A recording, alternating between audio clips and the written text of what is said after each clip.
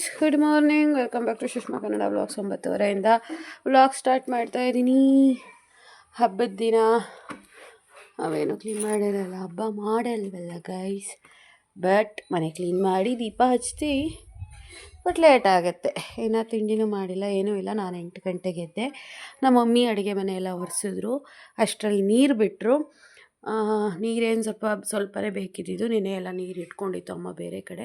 ಪಾತ್ರೆ ಎಲ್ಲ ತೊಳೆದು ಕೊಡ್ತು. ಪಾತ್ರೆ ಎಲ್ಲ ಜೋಡಿಸಿ ನನ್ನ ರೂಮ್ನ ಡೀಪ್ ಕ್ಲೀನಿಂಗ್ ಮಾಡ್ತಾಯಿದ್ದೀನಿ. ಬೆಡ್ಶೀಟೆಲ್ಲ ಆಗಲೇ ತೆಗ್ದಾಕಿದ್ದು. ದಿಂಬಿನ ಕವರೆಲ್ಲ ತೆಗೆದು, ದಟ್ಟ ಎಲ್ಲ ತೆಗೆದು ಒದ್ರಿ ಎಲ್ಲ ಮಾಡಿದ್ದೀನಿ. ಒರೆಸ್ಬೇಕು ಇವಾಗ. ಫ್ರಿಡ್ಜ್ ಒರೆಸ್ಬಿಟ್ಟು ನನ್ನ ರೂಮ್ದು ಮಂಚದ ಹಲ್ಗೆ ಎಲ್ಲನೂ ಒರೆಸೋಣ ಅಂತ ಹೇಳಿ ಈ ಥರ ಡೀಪ್ ಕ್ಲೀನ್ ಮಾಡ್ಕೊತಾ ಇರ್ತೀವಿ. ನನಗೆ ಒಂದು ಚೂರು ಡಸ್ಟು ಹೋಗೋಂಗಿಲ್ಲ ಗೈಸ್. ಏನು ಮಾಡ್ತೀರಾ? ಎಲ್ಲರೂ ಮನೇನೂ ಆಲ್ಮೋಸ್ಟ್ 8 ಗಂಟೆಗೆ ಹಬ್ಬ ಮುಗಿದಿದೆ ಅಂತ ಹೇಳಿ ಗೊತ್ತು ನನಗೆ. ಎಷ್ಟು ಗ್ರ್ಯಾಂಡಾಗಿ ಮಾಡ್ತಾರಲ್ವ ಈ ಹಬ್ಬನ ಎಲ್ಲರೂ. ಬಟ್ ನಾವು ಮಾಡೋಲ್ಲ, ನಾವು ಯಾವ ವರ್ಷವೂ ಮಾಡಿಲ್ಲ. ಬಟ್ ಪೂಜೆ ಅಂತೂ ಮಾಡೇ ಮಾಡ್ತೀವಿ. ಲಕ್ಷ್ಮೀ ಬಾರಮ್ಮ, ನಮ್ಮ ಕಷ್ಟ ಎಲ್ಲ ದೂರ ಮಾಡಮ್ಮ ಅಂತ ಹೇಳಿ. ವರ್ಷ ಆಗಿಲ್ಲ, 11 ಗಂಟೆ ಆಗೋಯಿತು. ಅಮ್ಮ ನಾವು ಹೊಸ್ಲಿಗೆ ಹಾಕ್ಕೊಂಡು ಎಲ್ಲ ತಿಂಡಿ ತಿಂದೋಗ್ರತ್ತು. ನಾನು ಅಮ್ಮ ಎಲ್ಲ. ಅಪ್ಪಾಜಿ ಎಲ್ಲೋ ಕೆಲ್ಸಕ್ಕೆ ಹೋಗಿದ್ದಾರೆ. ಅಮ್ಮ ಬಟ್ಟೆ ಒಗಿತಾ ಇದ್ದಾರೆ. ಇಡು ಅಂದರು, ಅದಕ್ಕೆ ಟಿವಿ ಇಟ್ಟಿದ್ದೀನಿ. ಈ ಮನೆ ಫುಲ್ಲು, ನನ್ನ ರೂಮು ಫುಲ್ಲು ಡೀಪ್ ಕ್ಲೀನಿಂಗ್ ಮಾಡಿದೆ. ಎಲ್ಲ ಹತ್ರ ಧೂಳು ತೆಗೆದು ಒರೆಸಿ ಎಲ್ಲ ಮಾಡಿದೆ. ಕೆಳಗಡೆ ಒಂದು ನೆಲ ಒರೆಸ್ಬೇಕು ಅಷ್ಟೇನೆ. ಕರೆಂಟ್ ಬೇರೆ ಹೋಯ್ತು ಗೈಸ್. ಅಪ್ಪಾಜಿ ನೋಡಿ ಹಬ್ಬದ ದಿನ ಕೆಲ್ಸಕ್ಕೆ ಹೋಗೈತೆ. ಕಷ್ಟ. ಏನು ಮಾಡ್ತೀರಾ? ಇಲ್ಲಿ ಕೆಲಸ ಮಾಡಿದ್ರೇ ದುಡ್ಡು ಬರೋದು, ಇಲ್ಲಾಂದರೆ ಎಲ್ಲ ಬರಲ್ಲ. ನೋಡಿ ನನ್ನ ರೂಮು ಎಷ್ಟು ಸಣ್ಣ ಸಣ್ಣ ಧೂಳಿತ್ತು. ಮಂಚದ ದಂಡಿಲ್ ಜಾಸ್ತಿ ಇತ್ತು.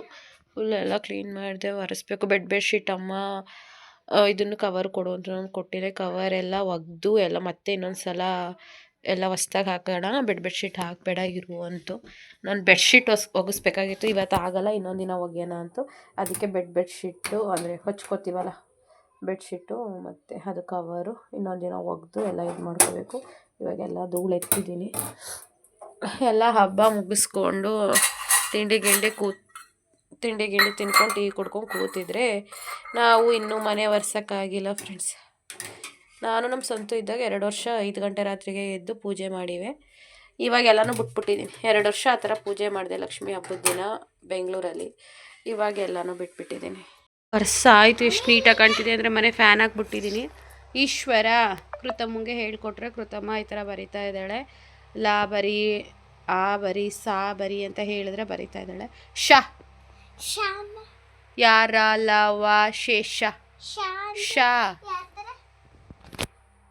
ಈ ಥರ ಶ. ಅದಕ್ಕಿಂತ ಮುಂಚೆ ಬರ್ತದಲ್ಲ ಅದು.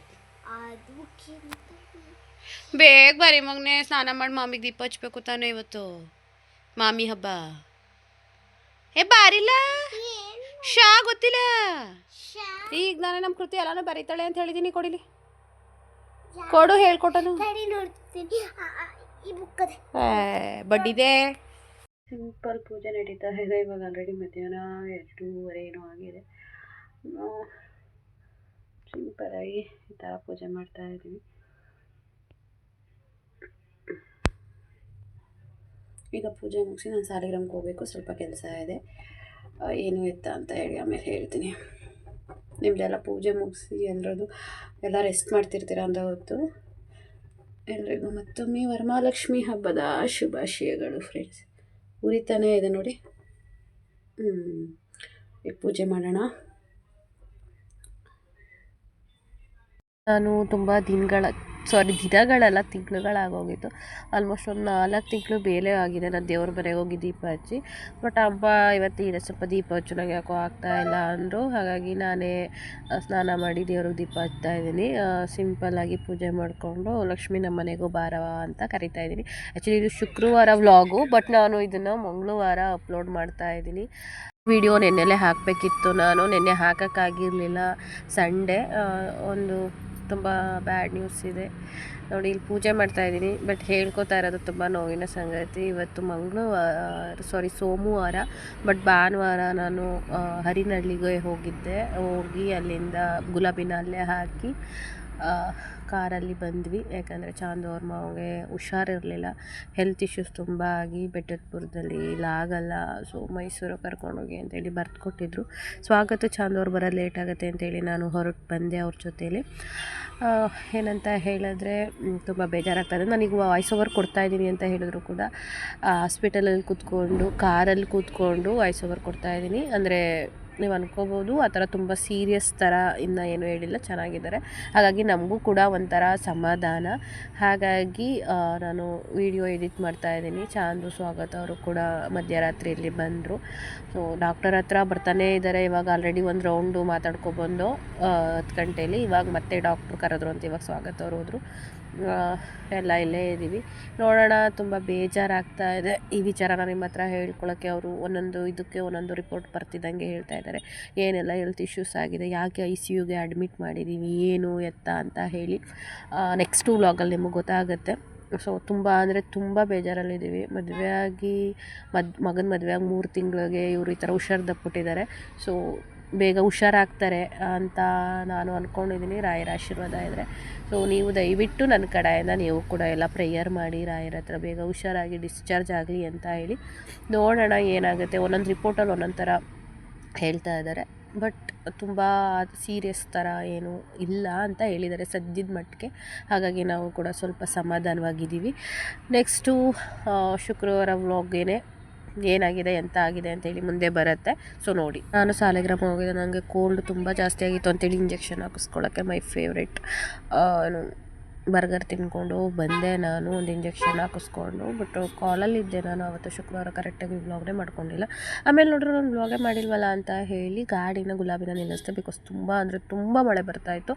ಆವಾಗ ವ್ಲಾಗ್ನ ಕಂಟಿನ್ಯೂ ಮಾಡ್ಕೊಂಡು ಹೋದೆ. ಇಂಜೆಕ್ಷನ್ ಹಾಕಿಸ್ಕೊಂಡು ಬರ್ಗರ್ ತಿನ್ಕೊಂಡು ಬಂದೆ. ಬಟ್ ತುಂಬ ಅಂದರೆ ತುಂಬ ಮಳೆ. ಇಲ್ಲೊಂದು ಅಂಗಡಿ ಹತ್ರ ಗಾಡಿ ನಿಲ್ಲಿಸ್ಕೊಂಡು ನಿಂತಿದ್ದೀನಿ. ಇನ್ನೊಂದಿನಿಂದ 1 ಕಿಲೋಮೀಟರ್ ಅಷ್ಟೇ ಗುಲಾಬಿ ಅಲ್ಲಿ ನಿಂತವಳೆ. ಇನ್ನೊಂದು ಅಂಗಡಿ ಹತ್ರ ನಿಲ್ಲಿಸ್ಕೊಂಡು ನಿಂತಿದ್ದೀನಿ. ಮಳೆ ಜೋರಾಗೋಯ್ತು, ಏನು ಮಾಡೋದು. ಮಳೆ ನಿಲ್ಲಿಸ್ಕೊಂಡೇ ಹೋಗ್ಬೇಕು ಮನೆಗೆ.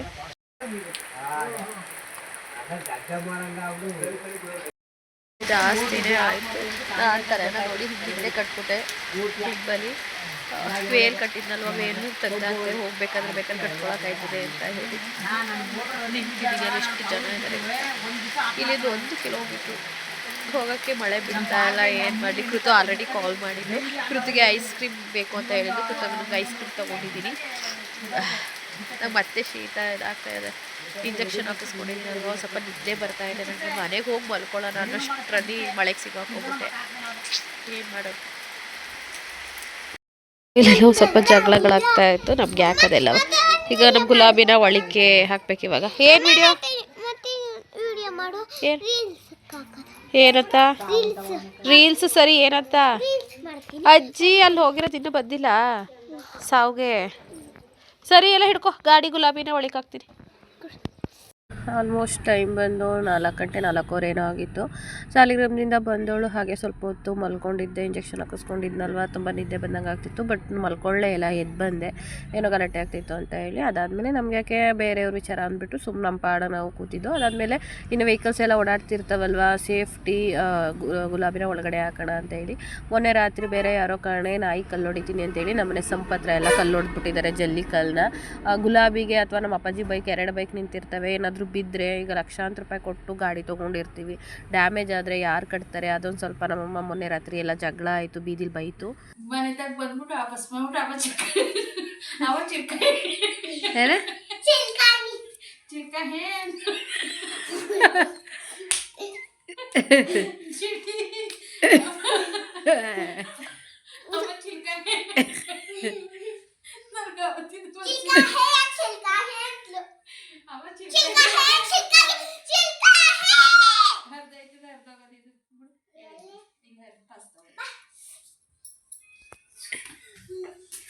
ಬತ್ತಿಲ್ಲ. ಈಗ ಒಳಗೆ ಬತ್ತಾವಳಲ್ಲ.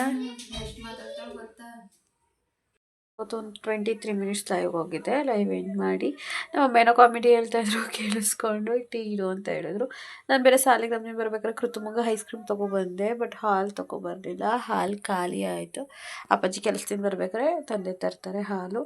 ಹಾಗಾಗಿ ನೋ ಪ್ರಾಬ್ಲಮ್, ಇರೋ ಹಾಲಲ್ಲಿ ಟೀ ಇಟ್ಟಿದ್ದೀನಿ. ಕರೆಂಟ್ ಹೋಯ್ತು ಗೈಸ್, ಕರೆಂಟ್ ಇಲ್ಲ. ಹಾಗಾಗಿ ಪವರ್ ಬ್ಯಾಂಕ್ ಚಾರ್ಜ್ ಮಾಡಿದ್ದೆ. ಪವರ್ ಬ್ಯಾಂಕಲ್ಲಿ ಚಾರ್ಜ್ಗೆ ಹಾಕ್ಕೊಂಡಿದ್ದೀನಿ ಮೊಬೈಲ್ನ. ಇರಲೇಬೇಕು ಇವಾಗ, ಮಸ್ಟ್ ಆ್ಯಂಡ್ ಶುಡ್ ನನಗೆ ಬ್ಲೂಟೂತ್ ಆ್ಯಂಡ್ ಪವರ್ ಬ್ಯಾಂಕ್ ಎರಡು ಇರಲೇಬೇಕು. ಬಿಕಾಸ್ ಬಸ್ಸಲ್ಲೆಲ್ಲ ಹೋಗ್ತಿರ್ತೀನಲ್ಲ, ಒಬ್ಬೊಬ್ಬಳೇ ಕೂತಿರ್ತೀನಲ್ಲ, ಆ ಬ್ಲೂಟೂತ್ ಯೂಸ್ ಮಾಡ್ತೀನಿ. ಪವರ್ ಬ್ಯಾಂಕ್ ಅಂತೂ ಎಮರ್ಜೆನ್ಸಿಗೆ ಇರಲೇಬೇಕು. ಇಲ್ಲ ನಾನು ಗುಲಾಬಿಲೂ ಕೂಡ ಚಾರ್ಜರ್ ಇದೆ, ಗುಲಾಬಿಲೂ ಕೂಡ ಬೇಕಾದರೆ ಚಾರ್ಜರ್ ಹಾಕೋಬಹುದು.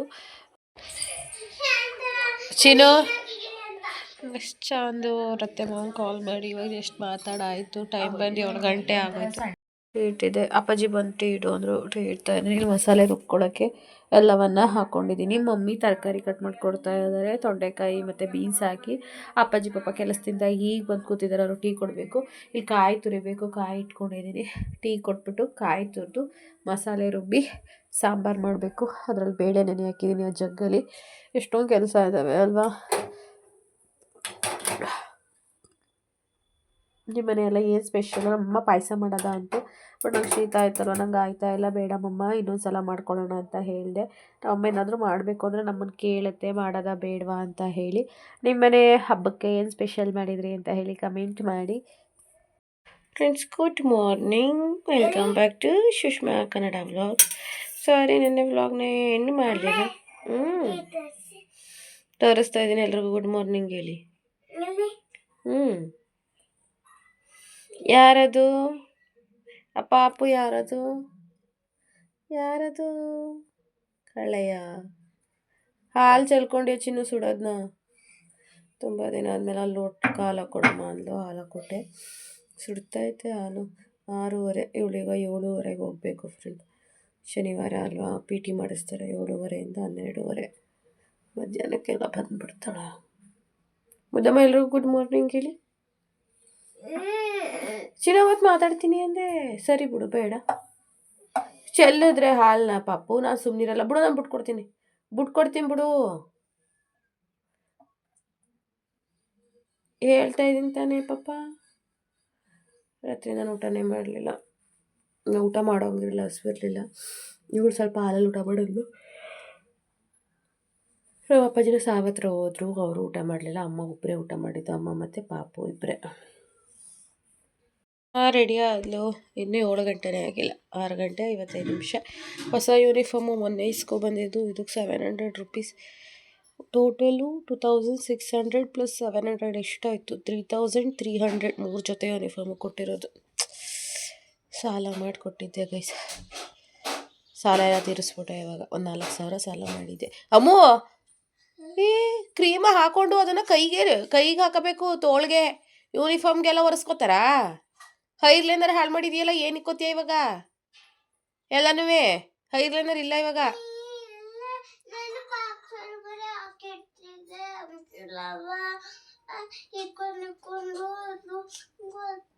ಅದಿಲ್ಲ ಕತ್ತೀಗ. ಸ್ಟಿಕ್ಕರ್ ಇಕ್ಕೋ ಬೇಗ. ಸ್ಟಿಕ್ಕರ್ ಇಕ್ಕೊಂಡು ತುಟಿಗೆ ಲಿಪ್ಪಮ್ಮಕ್ಕೋ ಒಂಚೂರ. ತುಟಿ ಒಡಗಲ್ಲ. ಶೂಸ್ ಹಾಕೊಟ್ಟನು. ನಡೀರಿ ಊಟ. ಅನ್ನ ಸಾರು. ಇವಳಿಗೆ ಇವತ್ತು ಬೇಗ ಬಿಡ್ತಾರಲ್ಲ. ಸ್ನ್ಯಾಕ್ಸ್ಗೆ ಹಣ್ಣು ಹಾಕೋ, ದಾಳಿಂಬೆ ಹಣ್ಣು ಅಂದರೆ ಬೇಡ, ಬಿಸ್ಕೆಟ್ ಹಾಕೊಡು ಅಂತಾಳೆ. ಸ್ನ್ಯಾಕ್ಸ್ಗೆ ಬಿಸ್ಕೆಟ್ ಹಾಕ್ಬಿಟ್ಟು ನೀರು ಬಾಟ್ಲು ಹಾಕ್ತೀನಿ. ಮಾಮೂಲಿ ಬುಕ್ಸ್ ಎತ್ಕೊಂಡು ಹೋಗ್ತಾಳೆ. ನೆನ್ನೆ ಪಾಪ ಸಂಜೆ ಹೋಮ್ವರ್ಕ್ ಎಲ್ಲ ಬರ್ಕೊಂಡು. ಕೃತುದು ಏನು ಒಳ್ಳೆಯ ಗುಣ ಅಂತ ಹೇಳಿದ್ರೆ, ನಾನು ಫಸ್ಟ್ ಸ್ಟಾರ್ಟಿಂಗ್ ಹೇಳಿದ್ದೆ, ಬರಿಬೇಕಾದ್ರೆ ಹೇಳ್ಕೊಂಡು ಪ್ರೊನೌನ್ಸಿಯೇಷನ್ ಮಾಡ್ಕೊಂಡು ಬರೀಬೇಕು ಅಂತ. ಈಗ ಪ್ರತಿ ಸಲ for example Kat, bat, man ಆ ಥರ ಕೊಟ್ಟಿರ್ತಾರಲ್ಲ 3 ಅಕ್ಷರದ್ದು ಪದನ, ಅದನ್ನು ನನ್ನ ಕೈಲಿ ನೆನ್ನೆ ಹೇಳಿಸ್ಕೊಂಡು ಬರೋದ್ಲು. ಏನಮ್ಮ ಅಂತ ಹೇಳಿ ಅದನ್ನು ಹೇಳ್ಕೊಂಡು ಬರೀತಾಳೆ. ಈ ಥರ ಹೇಳ್ಕೊಂಡು ಬರೆಯೋದ್ರಿಂದ ಮಕ್ಳಿಗೆ ತುಂಬ ಚೆನ್ನಾಗಿ ನೆನಪಿರುತ್ತೆ, ಬೇಗ ಕಲ್ತ್ಕೊತಾರೆ. ಅದು ಆಲ್ಮೋಸ್ಟ್ ನಿಮಗೆ ಗೊತ್ತಿರುತ್ತೆ, ನಾನೇ ಹೇಳ್ತಾ ಇದ್ದೀನಿ, ಬೇಜಾರು ಮಾಡ್ಕೋಬೇಡಿ. ಸೊ ನಿಮ್ಮ ಮಕ್ಳ ಕೈಲೂ ಹೇಳಿಸ್ಬಿಟ್ಟು ಬರೆಸಿ, ಆದಷ್ಟು ಅವ್ರಿಗೆ ನೆನಪಲ್ಲಿರುತ್ತೆ. ಮತ್ತು ಸ್ಪೆಲ್ಲಿಂಗ್ಗಳೆಲ್ಲ ತಲೆಯಲ್ಲಿರುತ್ತೆ. ಚಿನ್ನಮ್ಮ ಹೇಳ್ಚಿನಿ, ಹೇಗೆ ಕಾಣ್ತಾ ಇದ್ದೀನಿ ಫ್ರೆಂಡ್ಸ್ ಅನ್ನು? ರೆಡಿಯಾಗಿದ್ದಾಳೆ. ಇನ್ನೇನು ವ್ಯಾನ್ ಬರುತ್ತೆ, ಇನ್ನೊಂದು 5 ನಿಮಿಷ, 1-2 ಫೋಟೋ ತೆಗಿಯಮ್ಮ ಅಂದ್ಲು. ಬಾ ಮಗಳು, ಬಿಸಿಲು ಕಾಣ್ತಾನೆ ಇಲ್ವಲ್ ಚಿನ್ನು. ಅಜ್ಜಿಗೆ ಬಾಯ್ ಮಾಡಿ. ನೋಡಿರಿ ಕೈಸಿಗಳನ್ನ ಇವಾಗ ಹತ್ತಿಸ್ಬಿಟ್ಟು ನಾನು ರೆಡಿಯಾಗಿ ಹೊರಡ್ತೀನಿ. ನಮ್ಮ ಮಾಮೂಲಿ 9:30ಗೇನೆ. ನಮಗೂ ಹಿಂಗೆ 7:30 ಹಂಗೆ ಆಗೋಗ್ಬಿಟ್ಟಿದ್ರೆ ಹಿಂಸೆ ಆಗೋಗ್ಬಿಡೋದು ಶನಿವಾರ. ಚಿನ್ನಮ್ಮ ಎಲ್ರಿಗೂ ಬಾಯ್ ಮಾಡಿ, ಯೂಟ್ಯೂಬ್ ಫ್ರೆಂಡ್ಸ್ಗೆ ನೀಟಾಗಿ. ಹತ್ತಿಸ್ದೆ, ಇವಾಗ ಬತ್ತು ವ್ಯಾನು. ಮನೆಗೆ ಹೋಗಿ ಮತ್ತೆ ಬಂದು ಮತ್ತೆ ಹತ್ತಿಸಿದಾಯ್ತು ಇವತ್ತು. ಇದು ನಿನ್ನೆ ಇವತ್ತಿನ ವ್ಲಾಗ್ ಆಗಿತ್ತು. ಏನು ಮಾಡ್ತೀನಿ, ಈ ವ್ಲಾಗು ಸಂಡೇ ಬರ್ಬೋದು ಅಂತ ಅನಿಸುತ್ತೆ ನನಗೆ. ನಾನು ಯಾವಾಗ ಅಪ್ಲೋಡ್ ಮಾಡ್ತೀನೋ ಗೊತ್ತಿಲ್ಲ. ಐ ಹೋಪ್ ವಿಡಿಯೋ ಇಷ್ಟ ಇದೆ. ಲೈಕ್ ಮಾಡಿ, ಶೇರ್ ಮಾಡಿ, ಕಮೆಂಟ್ ಮಾಡಿ, ದಯವಿಟ್ಟು ಸಬ್ಸ್ಕ್ರೈಬ್ ಮಾಡ್ಕೊಳ್ಳಿ ಅಂತ ಹೇಳ್ತಾ, ಹಬ್ಬ ಮುಗ್ದೋಯ್ತು. ಈಗ ನಾರ್ಮಲಾಗಿ ಡ್ಯೂಟಿಗೆ ಹೋಗಲೇಬೇಕು. ನಾನು ಇನ್ನೂ ಸ್ಯಾರಿ ಹಾಕ್ಕೊಂಡಿಲ್ಲ. ಸ್ಯಾರಿ ಹಾಕ್ಕೊಂಡು ರೆಡಿ ಆಗ್ತೀನಿ. ಇನ್ನೊಂದು ವಿಡಿಯೋ ಮಾಡಬೇಕಿತ್ತು, ಅದಕ್ಕೆ ಬೇಗ ಈ ವಿಡಿಯೋನ ಏನು ಮಾಡ್ತಾ ಇದ್ದೀನಿ. ಸೊ ಇವಾಗಲೇ ವಿಡಿಯೋ ಮಾಡಿ ಎಡಿಟ್ ಮಾಡಿ ಅದನ್ನು ಅಪ್ಲೋಡ್ ಮಾಡಬೇಕು. ಇದನ್ನು ನೆಕ್ಸ್ಟ್ ಡೇ ಅಪ್ಲೋಡ್ ಮಾಡ್ತೀನಿ. ಲಕ್ಷ್ಮೀ ಹಬ್ಬ ಎಲ್ಲ ತುಂಬ ಚೆನ್ನಾಗಿ ಸೆಲೆಬ್ರೇಟ್ ಮಾಡಿದ್ದೀರಾ ಅಂತ ಹೇಳಿ ಗೊತ್ತು. ತುಂಬ ಕೆಲಸ ಮಾಡೆಲ್ಲ ಸ್ಟ್ರೈನ್ ಆಗಿರ್ತೀರ. ಇವತ್ತು ರೆಸ್ಟ್ ಮಾಡ್ಕೊಳ್ಳಿ ಎಲ್ಲರೂ, ಹೌಸ್ ವೈಫ್ಗಳೆಲ್ಲ. ಆ್ಯಂಡ್ ಹಾಗೆ ನನ್ನ ಬ್ಲಾಗ್ ನೋಡೋದನ್ನ ಮರಿಬೇಡಿ.